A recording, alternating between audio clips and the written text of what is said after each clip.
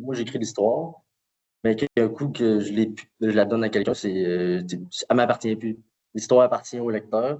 En laissant une fin ouverte, je laisse le lecteur décider par lui-même si c'est une fin plus fantastique, plus réaliste ou comme il veut. L'écoute. Maxime gît à son cahuète. Ce silence. C'était pire que les cris. Il était pesant, épais et vicide. On aurait dit que les murs respiraient lentement, comme des poumons fatigués.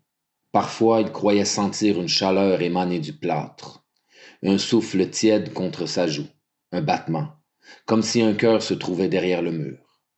Je trouve que c'est quelque chose qui est lourd, que tout le monde doit vivre avec ça. Tout le monde doit déjà vécu des moments de silence, vu que le silence est lourd, le silence est pesant, qu'on est parfois seul, puis que ça nous fait imaginer des choses.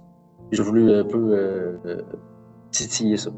J'ai trouvé qu'il a vraiment manié de main de maître ce personnage-là du silence. J'avais envie d'aborder le PTSD, on dit, je pense en anglais, ou en tout cas le syndrome post-traumatique.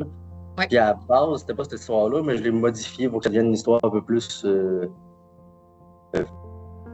thriller fantastique, on va dire. C'est sûr que cette année, je trouvais que son texte était spécialement bien monté, là, avec la fin vraiment ambiguë.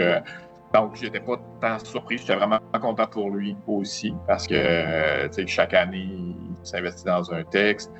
Donc, pas tant de surprises, mais beaucoup elle jouait pour lui. J'étais vraiment content.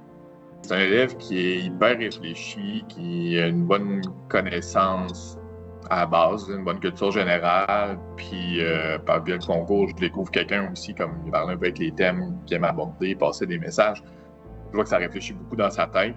C'est un élève qui est hyper persévérant. Ça fait plusieurs années qu'il est avec nous au centre. Le concours m'a permis de développer dans le côté plus suspense, dramatique, même l'histoire d'amour. Ça m'a amené sur d'autres horizons que je ne suis pas habitué d'explorer. Ça m'a permis aussi de développer mes compétences dans ces thèmes-là.